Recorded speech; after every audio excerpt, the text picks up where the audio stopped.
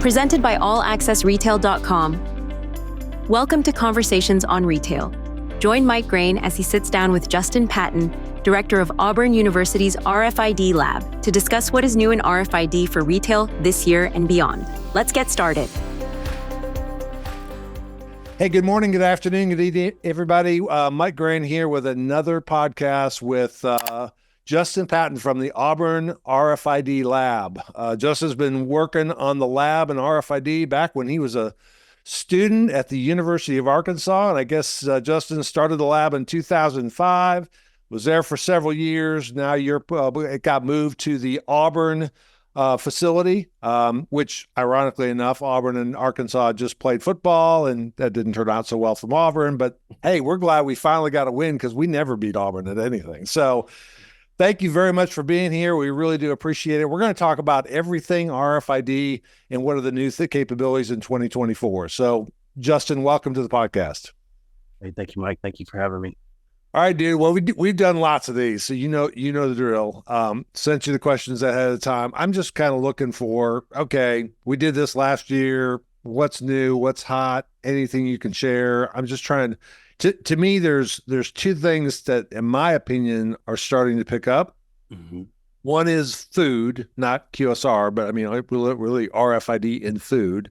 Mm-hmm. The other one is people are starting to finally get outside of the store and start to look at things up the supply chain. Those are the two big wows for me that, gosh, it's taken a long time, but we're starting to make some progress. But anything you want to be sharing about, hey, here are the trends in the industry and the way that Auburn can help the industry with that would be super, because I think this helps people understand exactly what Auburn does. Sure. One of the things we haven't talked about before, and we really try to, there's three fundamental things that we're trying to do with RFID, with barcodes, with human counts, any system. I don't care what it is, any technology. When we're trying to manage inventory, you have a certain amount of physical stuff that is in a space. It's reality, okay? And then you have some type of system of record, whether it's a computer or clipboard or whatever you may have. So all these systems, all this time, are constantly trying to reconcile, like, what do we have in our system versus what is physically there. Yep. So in any of those systems, we have to establish three things beyond a shadow of a doubt to know that whatever we have counted is what is actually there, so that we can upgrade it to our system. One thing that we have to know is that we have to have the items set up properly, okay?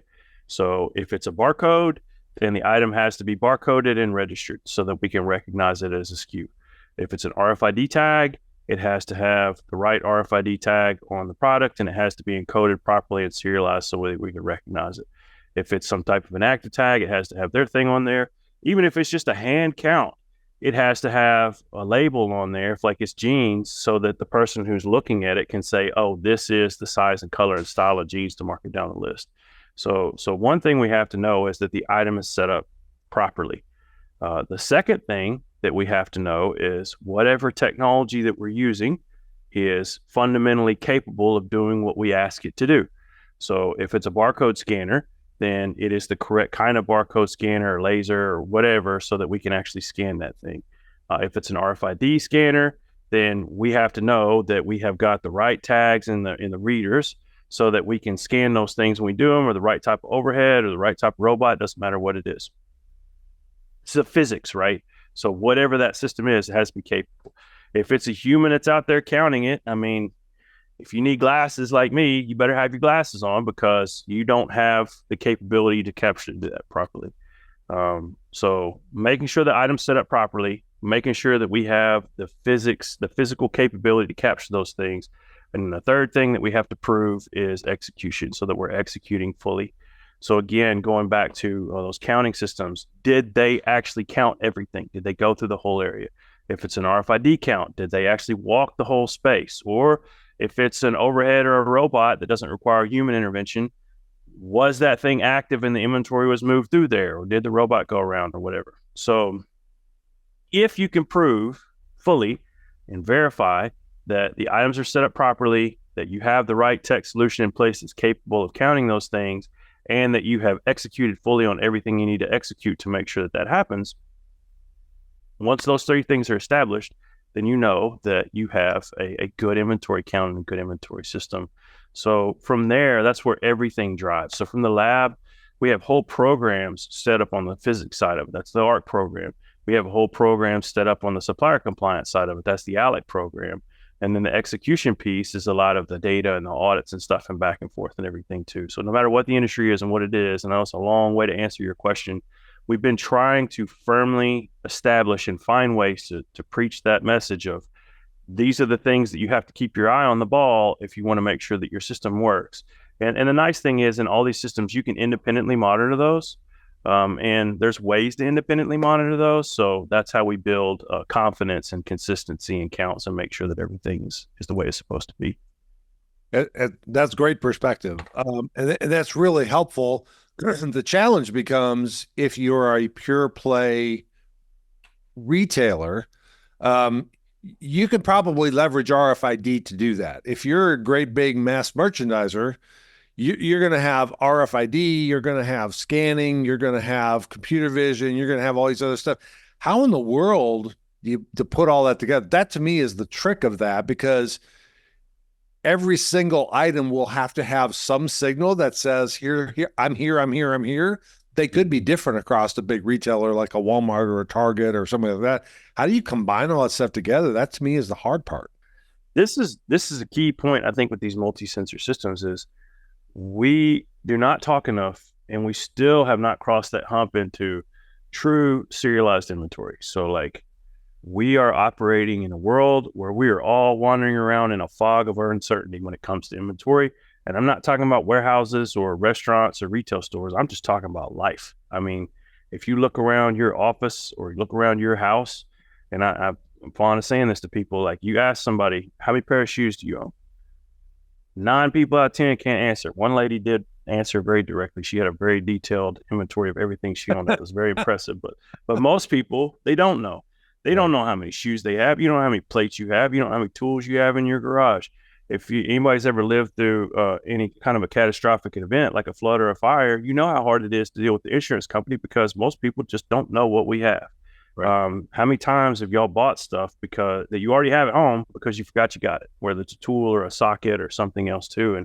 And we live in a world of uncertainty when it comes to the things that are around us, and we're used to it. And we carry that into all the aspects of our lives, so whether it's a work or whatever it may be. And the reality is, it does not matter what your job is.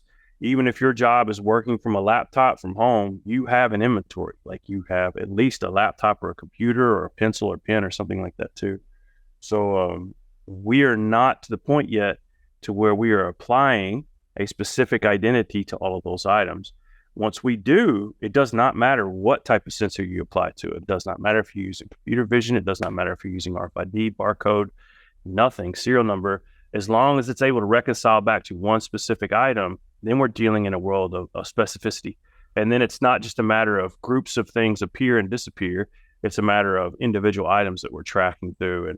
And really at its fundamental core, most of what we're doing here, Mike, is not technology, it's accounting, right? So it's changing accounting standards and practices, which a lot of people are very familiar with if they've ever tried to do annualized inventory audits for their financial reporting or anything like that too. But it's just a different way of counting things more so than a different all the technologies that you see on the surface.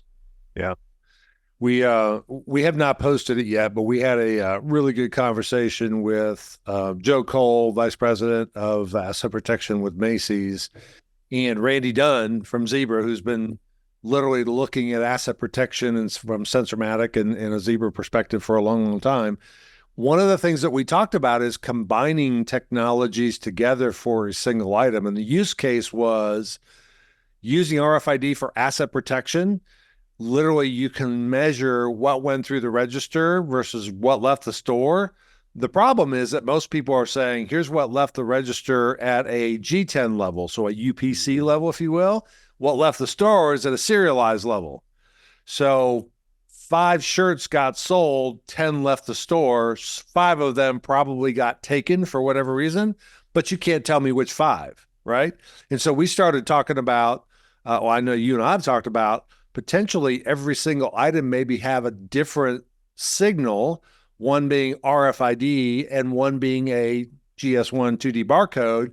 The key is they've got to have the same serial number or we're going to have a chaos, right? Complete chaos. But do you see more of that happening where we literally have, redundant signals for a single item that help capture it at different points in the supply chain? Yeah, we're getting there. And I think you see people coming at it from different angles that don't even realize.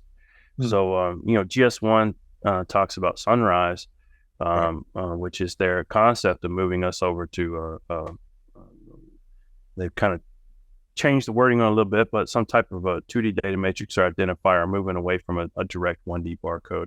Yep. I kind of like to strengthen the messaging to like, we are looking for a serialized inventory future. So in the world you're describing, Puma was the first company, I think, to fully integrate their 2D barcode with their RFID tag.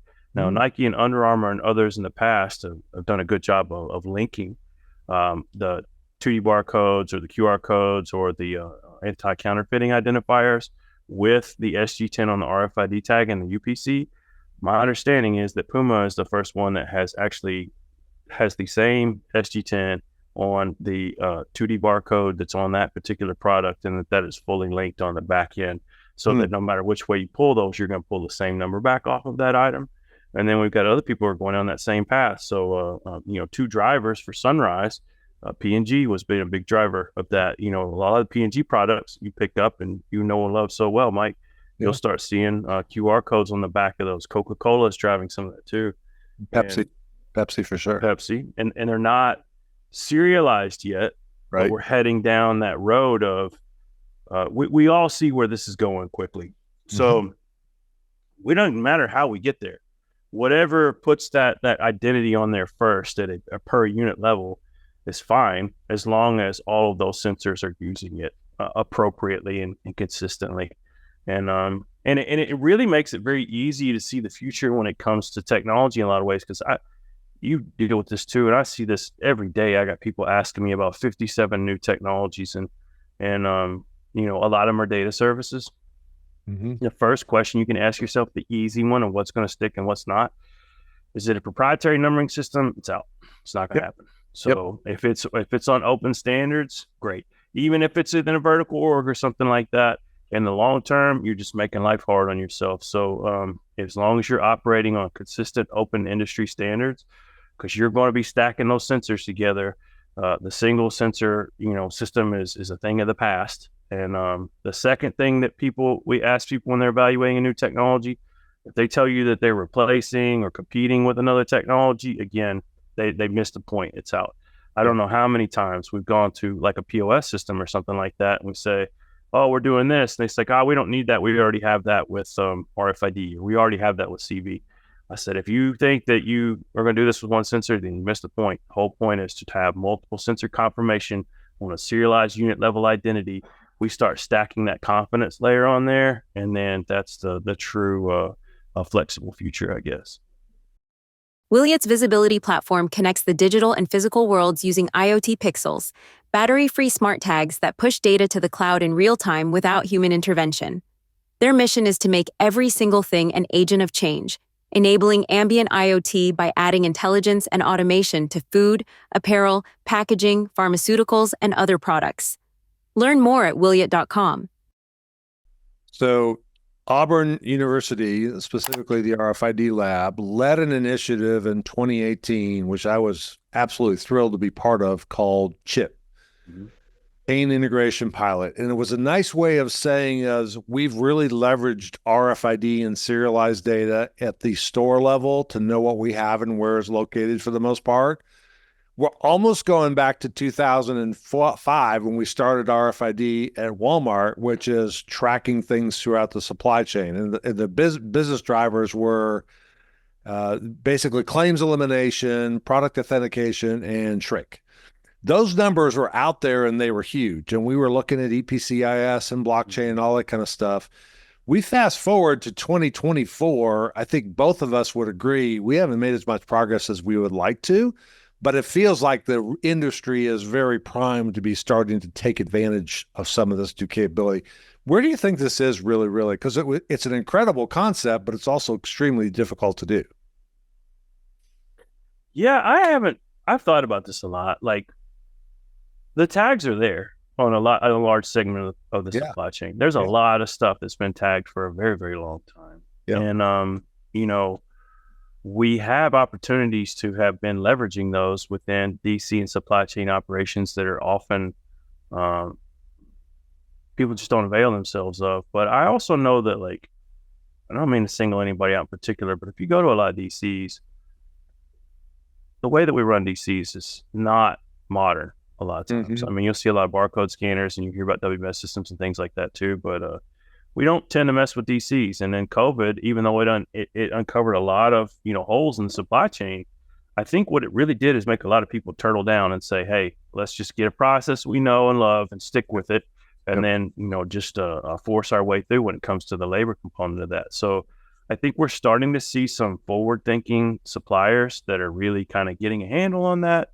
Polo and Ralph Lauren, Jockey and some of the others too, Hanes, like a lot of the folks on the apparel side that are pushing volume, that are really interested in it, that are starting to develop those solutions. But I also think that we're suffering from a lack of mature technology solutions in the supply chain, especially in the RFID world and even in the CV world too. I think it's the wheel, right? Like you said, we started in 2005 with all this case and pallet level stuff, and a lot of that went away, and now we're coming back to it. But the tech has been so store focused. I mean, if you want to do RFID in a retail store right now, you go buy yourself a handheld and you start cycle counting. I mean, you can do that today.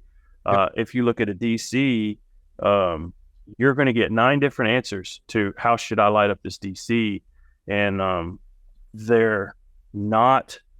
I feel sometimes direct value driven. They're more focused on selling a lot of hardware. So we don't have enough good success stories out there where people have showed that you can really lock down and trust this tech to be able to transition it from partner to partner. And I think it's just kind of a lack of imagination on some of the solution providers and hardware provider space, and then also a lack of imagination, I think, on the part of some of the product manufacturers. That are, I say imagination, just knowledge of what you can do with having unit level visibility and trust that this is going to be something besides something that your retail customer asked you to do as a cost of business. How do they embrace it, start using it to enhance their operational value? Yeah. Well, the demo you had built at the lab, and I'm not sure if it's still up and running or not, but the chip demo that you had in the lab opened a lot of people's eyes about what the opportunity was. Man, if I transmit serialized data and I ship 20 pairs of jeans that you ordered and I ship them all, and you come back and go, I only got 10, I'm going to claim them. You go, nope, here's the 20 I sent you. Here's the license plates, the serial numbers of each one of them. I'm not paying you $1 because I could prove when I put them on the truck, they were there. Mm-hmm. That seems like a logical place for most retailers to start, from a receiving that product directly from the supplier, for 2 reasons. Number one, the whole claims measurement. Number two, if you're going to find some product that's incorrectly RFID encoded, that's where you want to catch it. You don't want to go all the way through the DCs to 100 stores and go, oh crap, we got some stuff that's incorrectly tagged. I can't figure out why, at the point of receiving at a distribution center, why retailers aren't investing heavily in trying to, basically when it transfers from the supplier to them, they wouldn't want to capture that information and push it through the supply chain. Is it the technical issue that you said, or is it just business drivers, or because it was, again, we did this in 2008. Mm-hmm. I did it real long. 2018, right? And now we're at 2024. I just haven't seen the industry adopt what you guys had laid out, which I think made all the sense in the world. With a lot of it, just talking about RFID in particular here, there's a time component to these systems that's discounted a lot of times. So if you cycle count a warehouse, or you cycle count a store, you cycle count it once a week, twice a week, once every 2 weeks, whatever it may be. But there's a repetition factor to this. So RFID is not a camera flash where we flash the room and then here's everything in there. It's more of it's a strobe. So we're constantly like lighting that space up and counting the stuff in there. It's not a shout, it's a drum beat, right? So like when you cycle count over time, the value of the cycle counts was instead of doing an inventory count once a year or twice a year, we're doing an inventory count once a week or once every 2 weeks. So we get a lot of different shots at these items. And I think that helps increase confidence because going back to those three things we talked about with supplier execution, the store execution, and then also the technology readiness, the more you repeat those, the better you can build confidence in those. I think one of the issues we've had at the DC is that we don't have mature systems for receiving yet, even at the store. A lot of times we treat it like you got one shot. When it goes through that dock door, we got to scan everything that's in there. And then once it's past that dock door, then it's gone.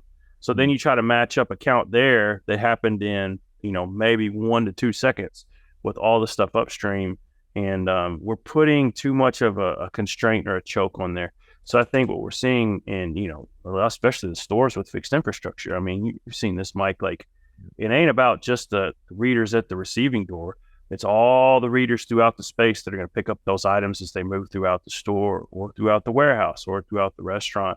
And then that's how you kind of build out a mature, full picture of what's happening rather than trying to compress this down to a big giant wad of stuff and expect that to all scan at one particular point in time. Mm-hmm. And I think it does require a little bit more trust and maturity in all these systems to have that full infrastructure out there to where you're ready to use it. Because not everybody's shipping boxes of towels where it's easy to scan at a dock door. So I think that there has been a little bit of again, it's just going to take a while for all of the technology to get out there and get enough sensors in that space to where it really, really is working.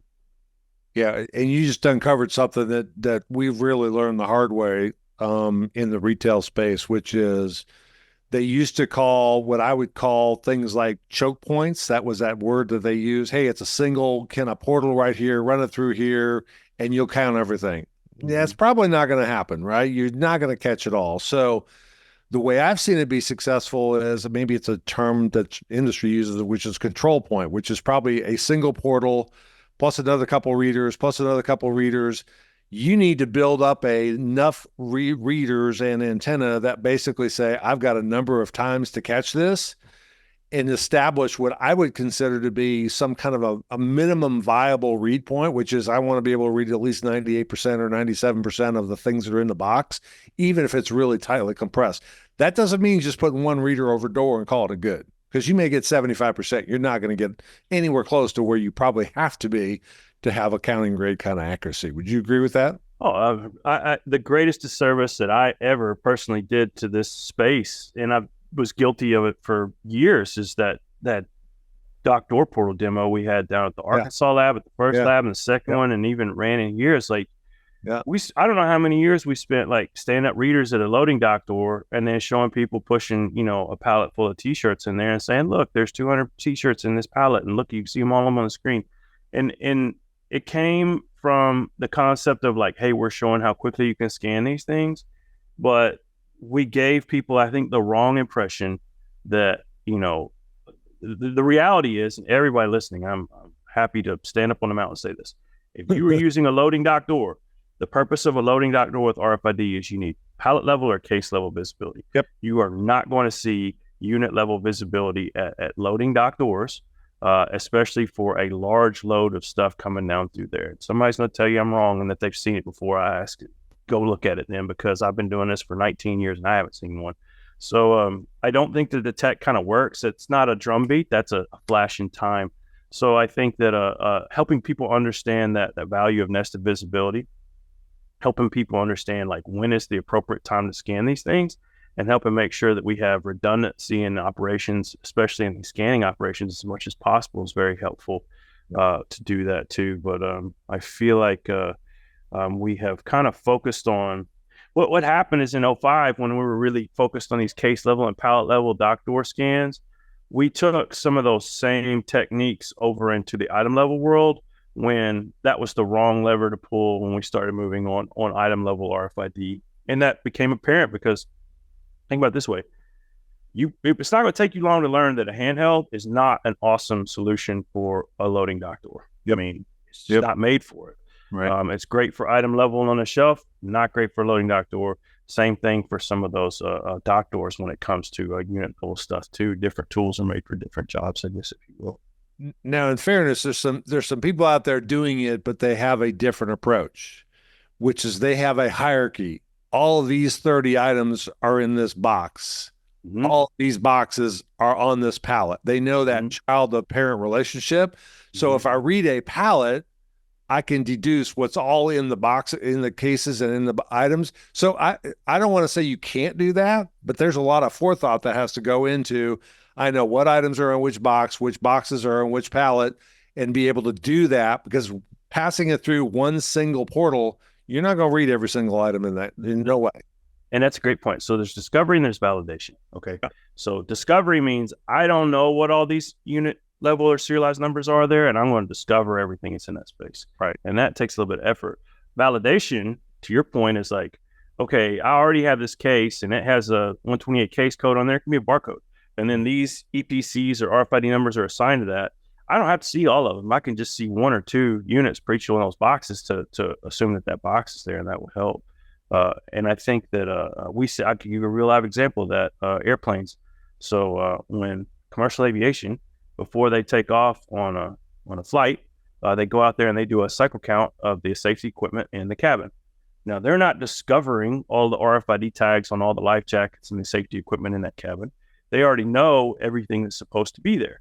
So when they're scanning that's scanning off a list and saying, okay, there's 312 pieces of safety equipment in here. I just scanned through here and it looks like I got, 311. Oh, which one's missing? Oh, well, I'm supposed to have a life vest on row 12F. It looks like I don't see one. Oh, well, let's go back to 12F and see what happened. Yep. So that's not discovery, that's validation. And I think to your point, like there are some good solutions that can be based on like validating or proving that something is where it was supposed to be, but that's more about making a state change in location rather than taking or creating a new inventory identity into a space, if you will. That's a huge way. That distinguishing between discovery and validating is a huge unlock. They sound like the same words, but they are absolutely different. One is, I don't know what I got, let me see it. The other one is, I expect these things, and which ones didn't I get? And I think you're exactly right. Well, you kind of love the segue. I mean, the reality is you've been involved with RFID at retail since literally 2005, since I've known you and been part of the lab. Mm-hmm. But you're now getting into a lot of different verticals. As a matter of fact, you started an executive committee, which includes air travel, quick service restaurants, package, I don't know what you call it, package distribution, basically UPS, FedEx, et cetera, and retail. What's the purpose of that? Why are you getting all of those folks to work together? Are there common business needs across them? Is it to set priorities? What exactly are you hoping to get out of that? It's a good question. So the executive committee, it consists of the prime movers in 4 verticals, like you said, and then also Dr. Hargrave, who's kind of our academic lead or chair of that committee. So, in the retail world, we've got Walmart on the executive committee. That's Matt Alexander.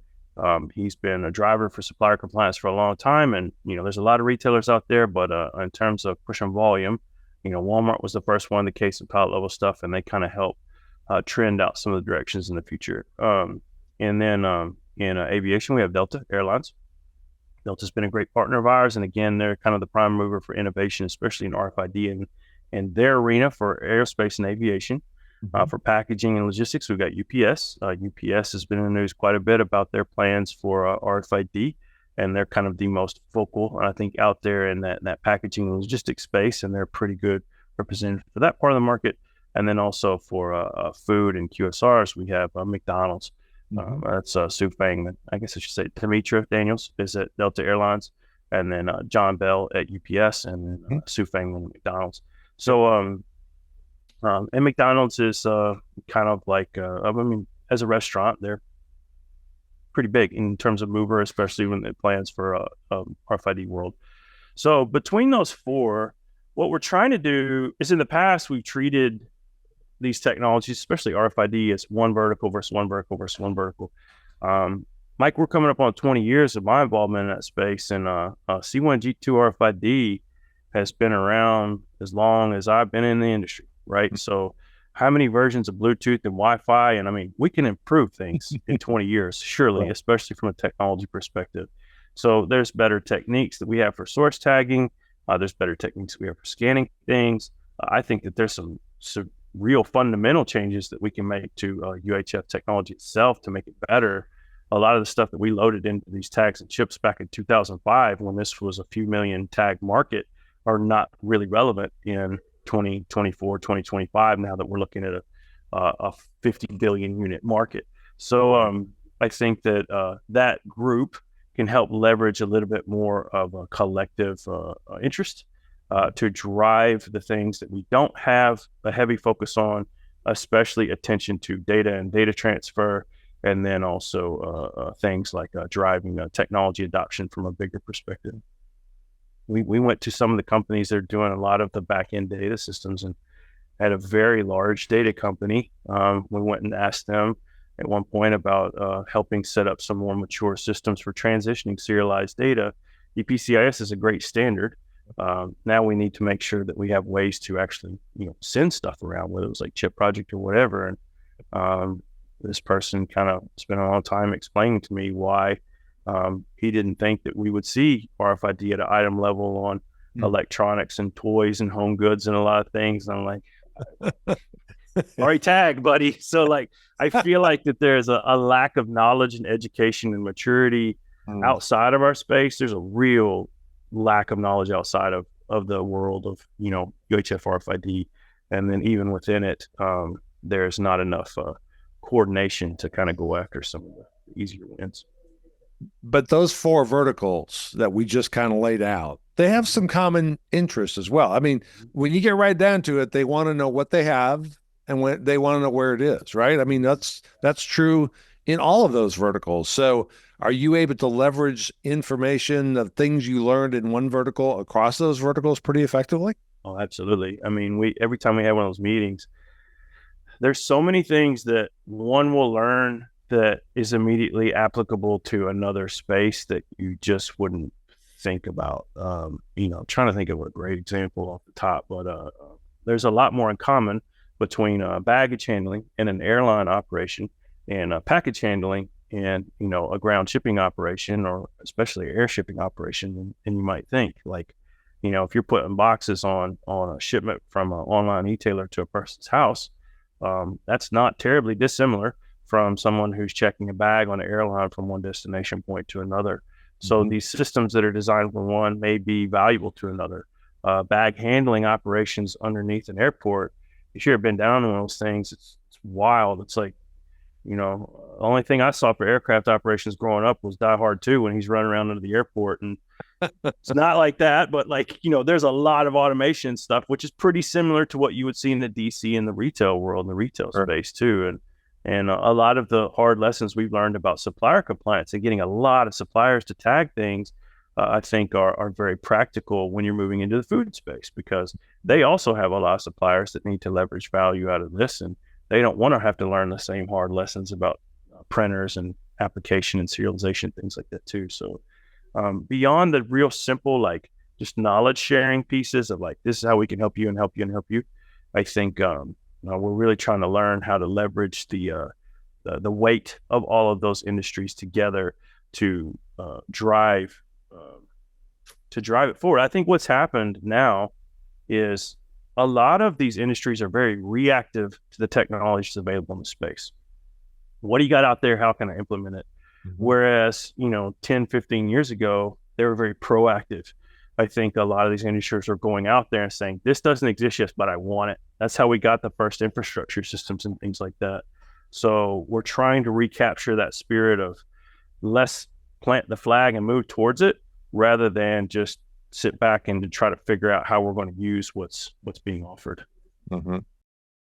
BOP's collaborative inventory intelligence technology is helping many retailers and CPGs such as Colgate-Palmolive, PepsiCo, Coty, and Duracell avoid lost sales, markdowns, and spoilage by streamlining their next-gen collaborative planning, forecasting, and replenishment process. Learn more at bops.ai. If you think about all those various verticals, air traffic, package, QSR, retail, et cetera, has a lab and you personally made any different decisions on where you want to focus priorities from a lab perspective? Because you now see there's some things that if we do once, we can reapply 4 different times. Because I think that would be helpful. I think the biggest value of that is you're getting input from 4 different verticals. You may say, hey, this is really something I'm going to focus on based on the fact that all 4 of them need this done.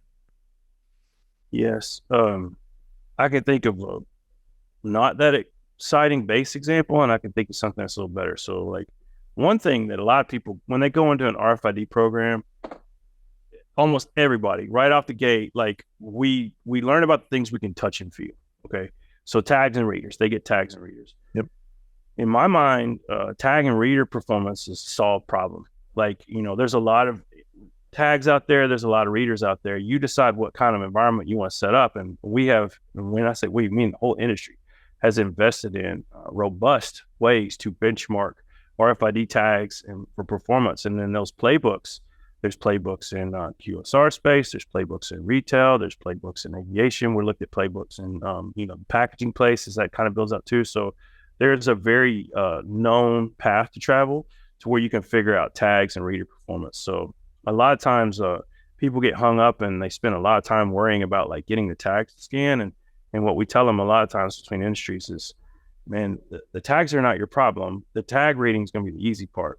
What is going to be your issue is when you get all this data, like you are going to have to clean that. You're going to have to aggregate that. You're going to have to figure out how to drive updates with that. Like all the little things that are on Excel a lot of times or in a database or not as easy to touch and feel. That's where the hard work happens. Like I said in the beginning of the conversation, RFID is not a technology problem. RFID is an accounting system. And I think that's what we're trying to drive towards.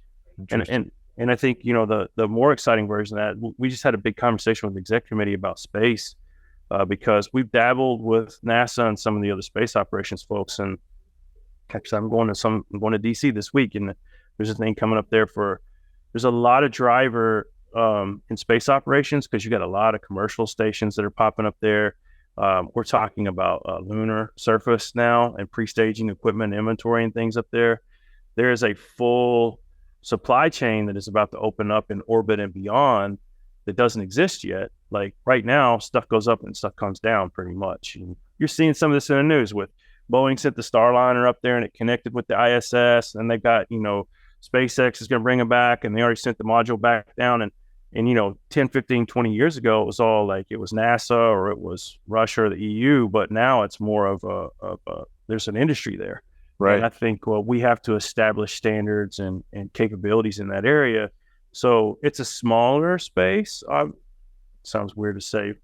It's a smaller industry, but a lot of the things that can be learned there can be applied to these other industries as well. So the question was like, how much time do we spend trying to stand up the new to this new industry and support that versus focusing on a lot of the terrestrial problems that we have here now, and how can those things support one another?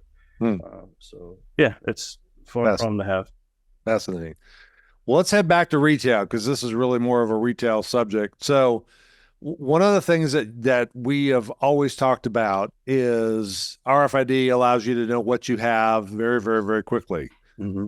Location, especially with a handheld device, has always been, it's here somewhere, but who knows where, unless you're using like the Find It application. And I'm not sure if you've ever used the Find It application native, but it's not very intuitive. You got to really know, where is it beeping and which way am I supposed to go? I'd love it for it to go up, right, to the left. It's right there, but it doesn't do that.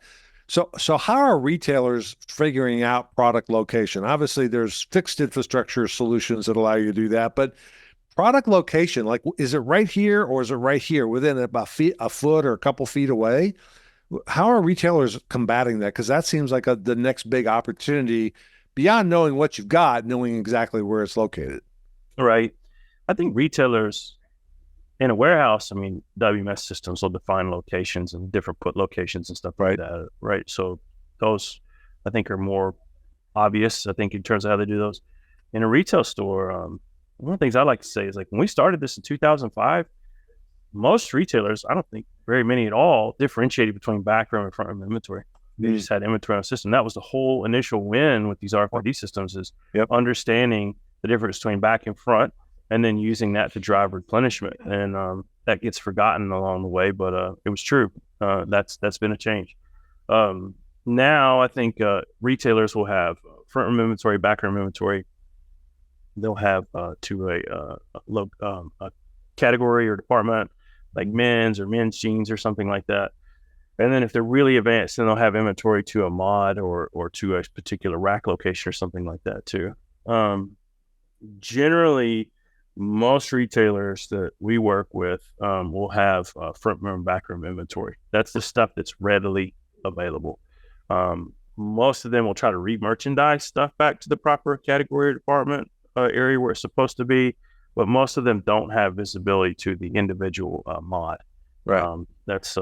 They know where it's supposed to be on planogram, but like what's actually there, we think we may be close. So I think a lot of what we do, because inventory inaccuracy is still rampant, and I think we're forgetting. We constantly have to remind people like how poor their inventory accuracy is for a lot of these items. Just getting them to the level to where they trust the back room and the front room inventory is 90% of the battle, because once they get that down, then re-merchandising is something we can work on, but we can't sell it if we don't have it. So, customers can generally find stuff if you can get it like at least close, but if you don't have it at all, they can't buy it. So whenever it comes to online replenishment or in-store availability, that's the key piece. Using RFID to get down to a specific mod, I still think we have a ways to go on that. I think that that really relies very heavily on that supplier compliance and the execution piece.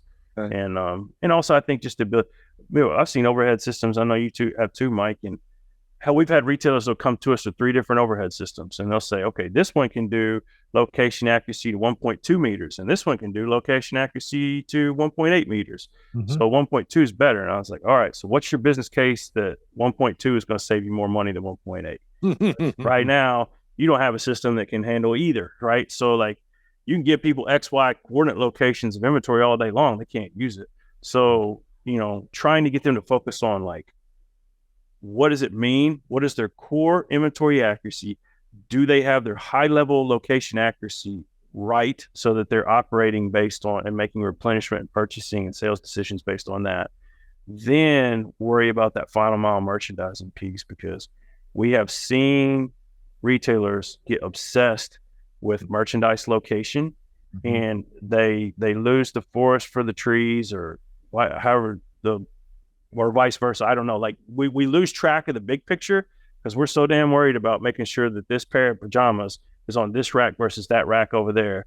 Meanwhile, we're sitting on a 55% PI accuracy across the department, and we're losing sales left and right. But we're throwing a bunch of resources at trying to figure out how to wand down to one specific area. So I think, making sure that we're focusing big picture first, then narrowing down into that specific location piece. Yeah, what you have is critical. If you don't have what you have at a very high level, you're in trouble anyway. But I can hear Dr. Hargrave in my mind going, yeah, but BOPUS says I got 3 here somewhere, but I can't find them. Mm-hmm. And I know they're there. I've done a cycle count, and they're there somewhere, but I can't find them for a customer. I'm disappointing through a BOPUS. The industry's got to figure that out, because from my perspective, if a wand won't get you there, then obviously fixed infrastructure can, but that's extremely expensive. So there's got to be somewhere in the middle for those people who are trying to get location. I don't think fixed infrastructure is nearly as expensive as people think it is. I think what fixed infrastructure suffers from is a lack of a strong cost model that's consistent across the board. Okay. But, people, like, how much a handheld costs. I mean, I can go online and buy a handheld for, $1,200, $1,500. Yep. Okay. I know how much it is. I know how to use it. Yep. That's a very simple cost model. How many hours do I spend wandering around with that thing? It's a lot, right? Sure. So when you talk about fixed infrastructure, well, a lot of people, they do it by square foot, or they doing it by number of units. So it's the type of inventory. It's difficult and it's tangible. So you see all that stuff hanging up there, and you have people say, well, that looks expensive. It's like, well, ask how much it costs before you just assume it's not going to work.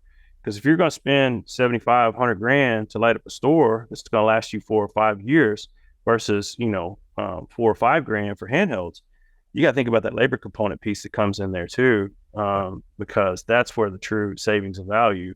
And then you're going to get better reads out of an overhead than you are on a handheld for the most part anyway, just because it's always on. So, what's ironic is one of the first, and as well, because you've seen it before, when you take somebody who's literally been say I've got a 10,000 square foot, apparel pad right here, and I make somebody count everything one by one by one by barcode scanning, then I give them an RFID reader and they go, my world just got rocked. This is the best thing in the world. This is a lifesaver, et cetera.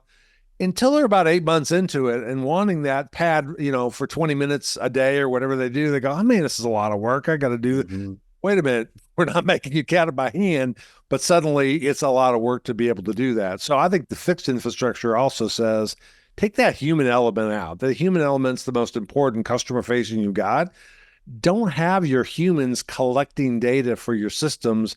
Allow them to react to what the system says and free them up. Now, some of them really love doing that kind of stuff because they really don't want to work with people. They just want to do this task all the time. But I look at some of these stores that are trying to do RFID wanding across a literally 70,000 square foot space. My gosh, you're going to have rotator cuff surgery at the end of that. So, yeah, how quickly we forget, so I growing up, I'd complain, Dad would go out there and we put up a little bit of fence. It's hot, man. I got to get back in the air conditioner. I need some water. It's like, man, your granddad would be out there 12, 13 hours a day farming. They had no air conditioning to go back to, right? So you don't know what hot means. So I was like, yeah, you're right. So, but it's still, you're dang hot whenever you're sitting out there in the sun at the time. So I feel like we do forget the pain of the past a lot of times for these counts and things. But I do feel like that we have to focus on those core fundamental problems. Yep. Our inventory accuracy as an industry in retail sucks and it's not getting better. Yep. So we have to invest in systems that can make that better. And we cannot take our foot off the pedal when it comes to supplier compliance and execution when we get chasing shiny objects over here with some of the location stuff on some of these projects. 100%. And then we also have to make sure that we are continuously benchmarking against efficacy. So to your point, Mike, when you forget about why we're doing this after 6 months, you can go back and say, well, 6 months ago, we weren't selling this stuff because our inventory accuracy was here and here's where we are now. And you kind of have to continually remind yourself why you're doing it as a retailer, what the value is. Yeah. Hey, I got two more quick questions and then we're going to kind of wrap this thing up. The one big question is, I'm seeing more interest than ever, and not even talk about quick service restaurants or anything like that. I'm seeing more interest in the RFID in the food space, specifically for two reasons. Number one, knowing exactly what we have, just like apparel or electronics or anything like that, but also using the new, tag data standards from GS1 to be able to actually put a date on when the product was either manufactured or put out, et cetera, for markdown purposes. Are you seeing the same trend? And if so, what's the lab involvement in terms of helping the industry understand that use case?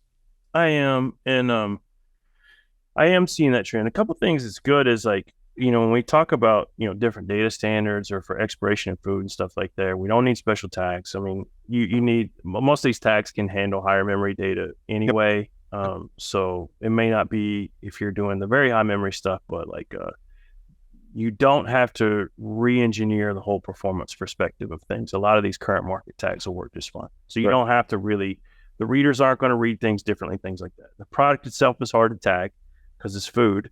And then the margin in food is limited. So again, I think that's going to be a hard thing for some people to get around. We'll work on it. The data itself. One more quick ad. In apparel, electronics, et cetera, the supplier typically pays for the cost of the tag.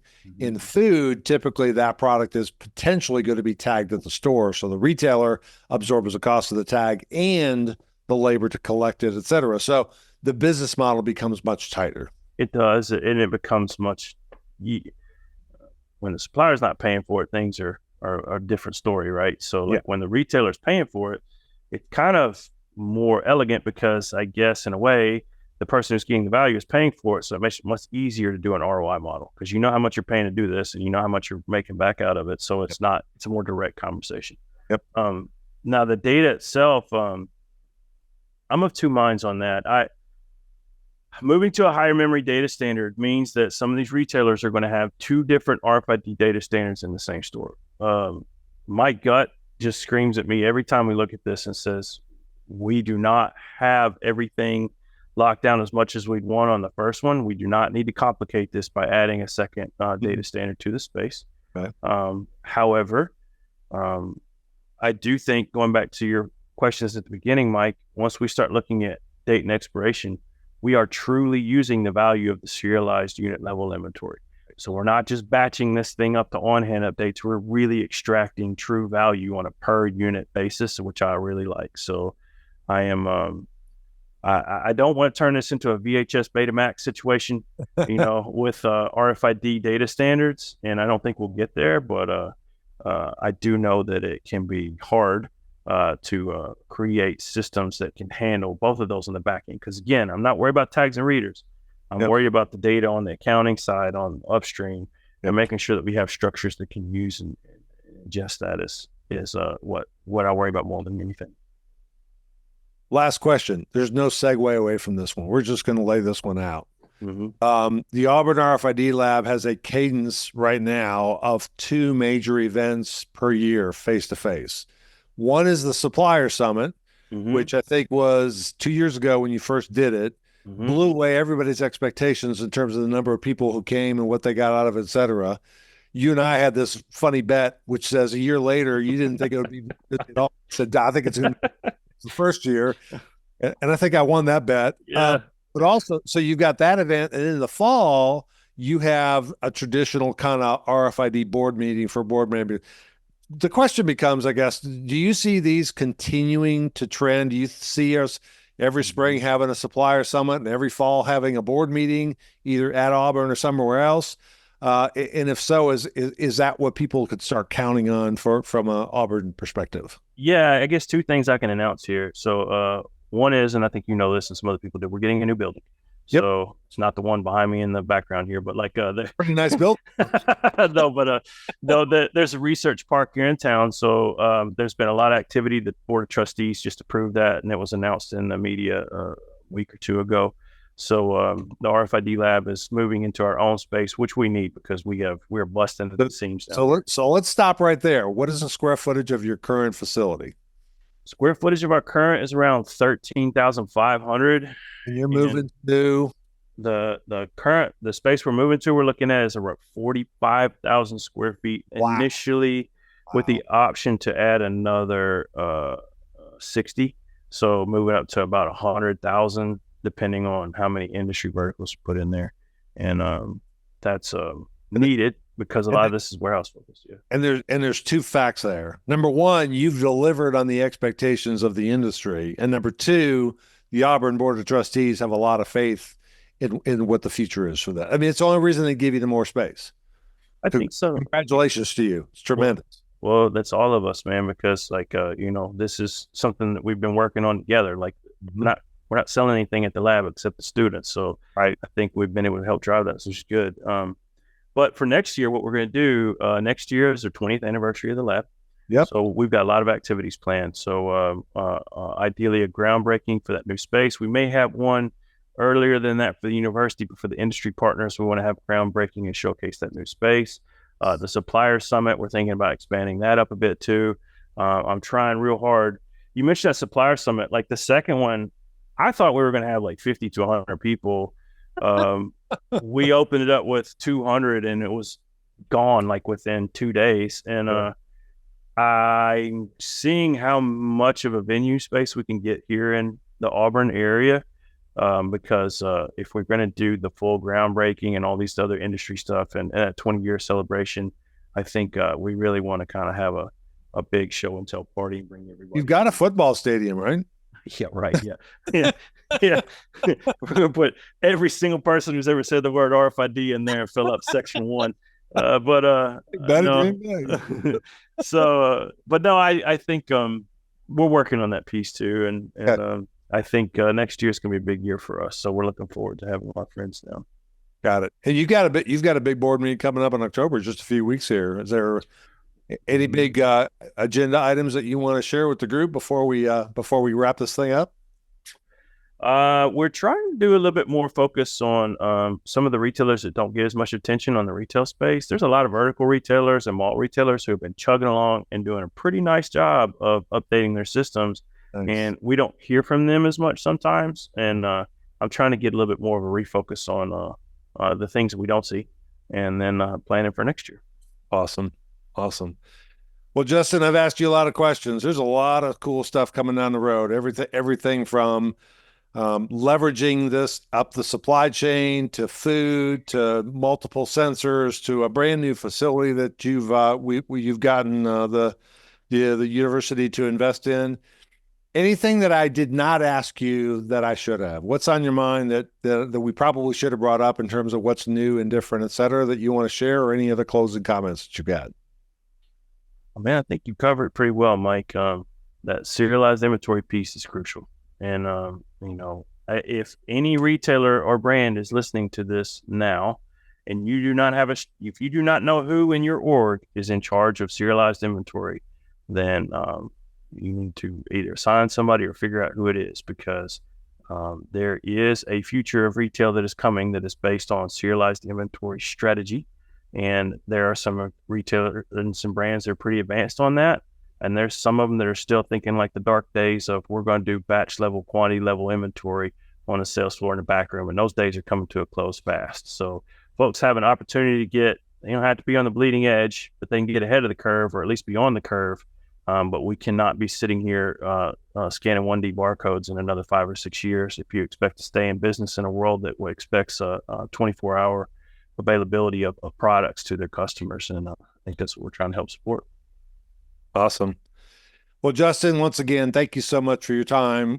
Every time we talk, whether we're on a podcast or not, we always have a couple topics that we didn't even know we were going to get into, and they're always very insightful. The one I wrote down, just so you know, the one that I wrote down is the difference from my perspective of an RFID of discovery versus validation. I've never heard that before, and I've never really thought about it before, but it's really, really true. It's am I trying to discover new stuff, or am I trying to validate what that should be is here? That's a really good way of being able to think about that. So well, you got RV and you go camping a lot, Mike, right? I do. Okay. So if you got a list, you can check it. You don't forget anything, right?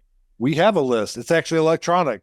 Right. Is this done? Is this done? Is this done? Is this done? Because you don't want to drive off with the jacks down. That's not a good thing. Right. If you don't have a list and you just have to think it up as you go, you're going to mess up, right? And it's the same thing. Like, that's discovery and validation. If you got a list and you check it, it's way, way easier on everybody than if you just have to kind of remember all these things and build them as you go. Yeah. 100%. Justin, thank you very much for your time. I really do appreciate it. And we look forward to the next set of opportunities for Auburn. Yes, sir. Thanks, Mike. Talk to you soon, man. Bye-bye.